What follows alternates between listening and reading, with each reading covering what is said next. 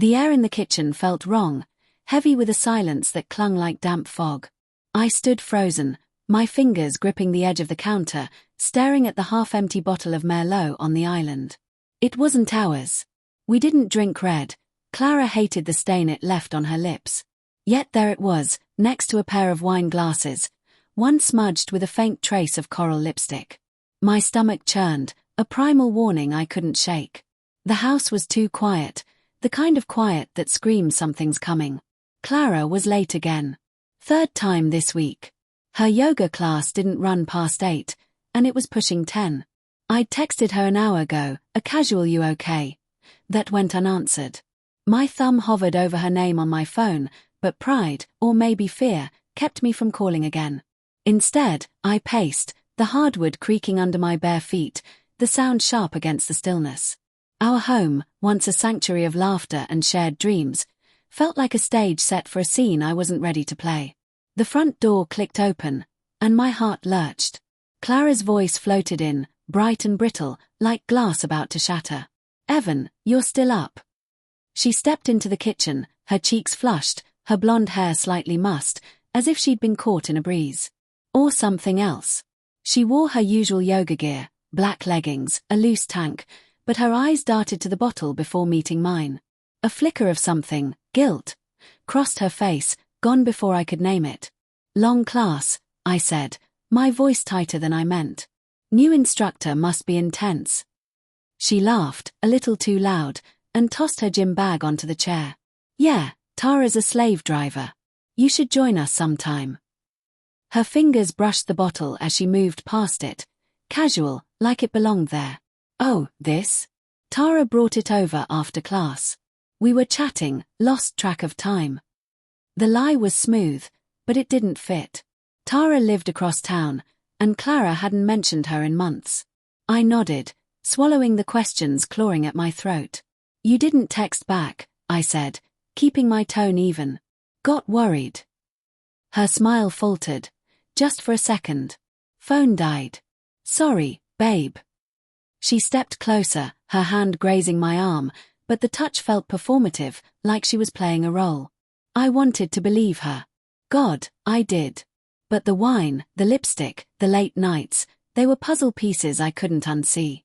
The next few days were a slow bleed of doubt.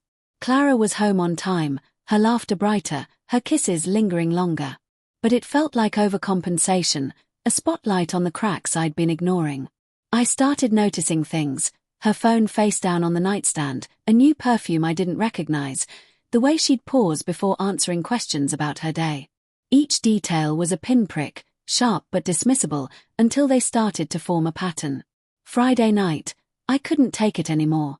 Clara was at another yoga class, and I was alone with my thoughts, pacing the living room. The Merlot bottle was still on the counter, she hadn't touched it since that night, like it was evident she didn't want to disturb. I grabbed my keys, telling myself I just needed air, but my car ended up in the parking lot of her yoga studio. The lights were off, the place deserted.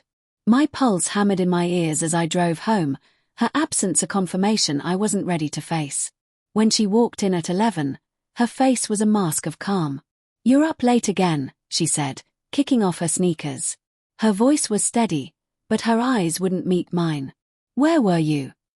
The question came out raw, no filter, no pretense. Her shoulders stiffened. "Yoga, Evan. I told you." "Studio's closed, Clara." My voice cracked, betraying the anger I'd been holding back. I drove by. For a moment, she was still, like a deer caught in headlights. Then she sighed, her face softening into something almost pitying. "You're spying on me now? That's where we're at. Don't turn this on me." My hands were shaking, and I clenched them into fists. The wine, the late nights, the lies. "Who is it, Clara?" Her lips parted, but no sound came out. The silence was deafening, a confession in itself. Then, quietly, she said, "It's not what you think." The words hit like a slap. "Then what is it?" I stepped closer, my voice rising. "Because it sure as hell isn't yoga." Her eyes glistened, but she didn't cry. "It's complicated." I didn't mean for it to happen. My chest tightened, the air too thick to breathe. Who? She hesitated, then whispered, Mark. Mark. Our neighbor. The guy who'd moved in 6 months ago, always lingering a little too long when he stopped by to borrow a tool or chat about the weather. I'd seen the way he looked at her, the way she laughed at his jokes. I'd brushed it off as nothing, because Clara was mine. We were solid. Weren't we? How long? I asked, my voice barely audible. A few weeks.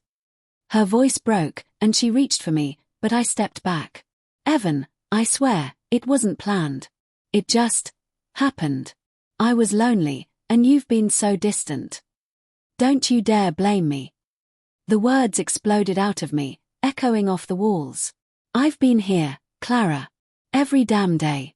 You're the one sneaking around, drinking his wine, wearing his lies. She flinched, tears spilling now. I'm sorry. I love you, Evan. I do. I don't know how to fix this. I wanted to scream, to break something, to make her feel the jagged edges of the betrayal cutting through me. But beneath the rage was something worse, grief. The woman I'd built my life with, the one I'd planned a future with, had let someone else in. And I hadn't seen it coming. The next morning, I woke to an empty bed. Clara's side was cold, her pillow untouched. A note sat on the kitchen counter, her handwriting shaky. I need space to figure this out. I'm staying with my sister. I'm so sorry, Evan. I crumpled the note, my hands trembling with a mix of fury and despair. But it was the second note, tucked under the Merlot bottle, that stopped me cold. In unfamiliar handwriting, it read, She deserves better. So do you. Mark. The bottle slipped from my hand, shattering on the floor, red wine pooling like blood. I stood there, staring at the mess, as the truth sank in. Clara wasn't just cheating, she was leaving. And Mark, the man who'd stolen her, had the audacity to pity me. But the real twist came later that day, when I saw Mark's car in his driveway, Clara's gym bag in the passenger seat. She hadn't gone to her sister's. She was with him. And in that moment, I realized the betrayal wasn't just hers. It was mine, too, for believing in a love that had already slipped through my fingers.